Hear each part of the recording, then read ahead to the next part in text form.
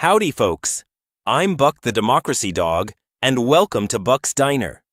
Grab a cup of coffee, settle in, and let's talk about democracy.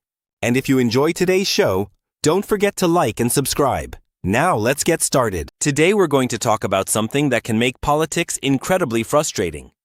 People who are supposedly on the same side, disagreeing with each other. A lot. Welcome to the Big Tent. A big tent political party is exactly what it sounds like. Imagine a very large tent. Underneath it are people who generally agree about the direction they want the country to go, but don't necessarily agree about exactly how to get there. They may have different priorities, different backgrounds, different philosophies, and sometimes very different opinions. The Democratic Party is often described as a big tent party. It includes moderates, liberals, progressives, democratic socialists, people who are economically progressive but socially moderate, people who are socially progressive but more conservative about government spending, and plenty of people who don't fit neatly into any of those categories. They don't agree on everything. Sometimes they don't even agree on what they're disagreeing about. Humans are talented that way. But here's the question. Is that a weakness? Sometimes. But it can also be one of a political party's greatest strengths. And to explain why, I'm going to do something that might surprise some of you. I'm going to quote the Bible. Yes, you heard that correctly. This German shepherd is quoting Proverbs. Proverbs 27:17 says, "As iron sharpens iron, so one person sharpens another." There's an important idea hiding inside that little sentence. You don't become better at thinking because everyone around you tells you you're right. Your ideas become stronger when they're challenged. Someone asks a question you hadn't considered. Someone points out a weakness in your argument. Someone has a completely different life experience and sees something you couldn't see. And sometimes you discover that you're wrong. That's not failure. That's learning. The same thing can happen inside a political party. Suppose everyone in a party agrees that healthcare needs to be more affordable. One person might propose a single-payer system. Another might prefer a public option. Someone else might want to improve the Affordable Care Act. Another might have an entirely different proposal. They share a goal, but they disagree about how to achieve it. Those disagreements can be frustrating. They can make legislation harder. They can make campaigns complicated. And they can produce some spectacular arguments. But those competing ideas can also sharpen one another. A proposal gets challenged. Its weaknesses get exposed. It gets changed. Compromises are made. And sometimes the final proposal is better because people disagreed along the way. That's the theory, anyway. Because there's another side to the big tent. A big tent can become too big to function. If the people inside disagree about absolutely everything, what exactly is holding them together? If every compromise is treated as betrayal, nothing gets accomplished. If every disagreement becomes personal, people stop listening.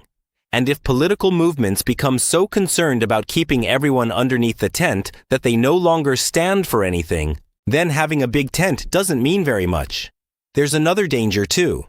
Purity tests. That's when someone decides, if you don't agree with me about this issue, you're not a real Democrat, or a real Republican, or a real progressive, or a real conservative, or whatever label we're using today. That can make the tent very small, very quickly. And eventually, you can build a political movement where everybody agrees with everybody else. There's just one problem. There may not be very many people left inside. Democracy requires coalitions. In a country of hundreds of millions of people, you're probably never going to find a political party that perfectly represents everything you believe. Actually, if you find several million people who agree with you about absolutely everything, I'd be a little suspicious. People aren't that simple. So perhaps the goal shouldn't be finding people who agree with us about everything. Maybe it's finding people who agree about enough things that we can work together, while continuing to challenge one another about the rest. That's where the iron comes back in. Iron sharpens iron. But think about what that means. There's friction. There's resistance. There's contact. Sharpening isn't always comfortable. Neither is democracy. The important question is, what happens after the disagreement? Do we listen? Do we reconsider? Do we compromise when compromise is possible? Can we admit when someone else has a better idea? And perhaps most importantly, can we disagree with someone without deciding they're our enemy? Because there's a difference between a big tent and a tent where everybody is throwing chairs at each other. Although that would probably get excellent television ratings. There's something else worth remembering. Political parties aren't democracy. They're tools people use within democracy. Parties change. Coalitions change. Issues change. And the people underneath those tents change too. That's happened throughout American history. So when people inside a political party argue about what their party should become, that isn't necessarily evidence that the party is falling apart. Sometimes it's evidence that democracy is doing exactly what democracy is supposed to do. People are debating. Ideas are competing. Coalitions are being negotiated. Iron is sharpening iron. We should be concerned when disagreement becomes hatred. We should be concerned when compromise becomes impossible. We should be concerned when winning becomes more important than democratic principles. And we should certainly be concerned when loyalty to a political party becomes more important than loyalty to the Constitution or the country. But disagreement itself, I'm not sure that's something we should fear. We've spent quite a few of these conversations talking about understanding people who disagree with us.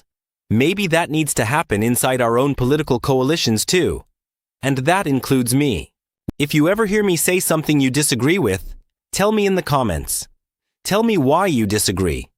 Maybe you've thought of something I haven't. Maybe I can explain why I see it differently. Maybe one of us will change our mind. Or maybe we'll still disagree when we're finished. That's okay. The point isn't to win an argument. It's to have the conversation. After all, iron sharpens iron. I'm just a dog. But I've learned something from living with Ollie and the rest of the gang. We don't always agree. Sometimes Ollie thinks the sunny spot belongs to him. Sometimes I know he's wrong, but we're still part of the same family. And eventually, one of us moves. Usually Ollie. A big tent can be noisy. It can be frustrating. It can be uncomfortable, but maybe that's okay. Because democracy was never supposed to be a room filled with people saying the same thing. It's supposed to be a place where different people bring different ideas, challenge one another, and somehow figure out how to move forward together.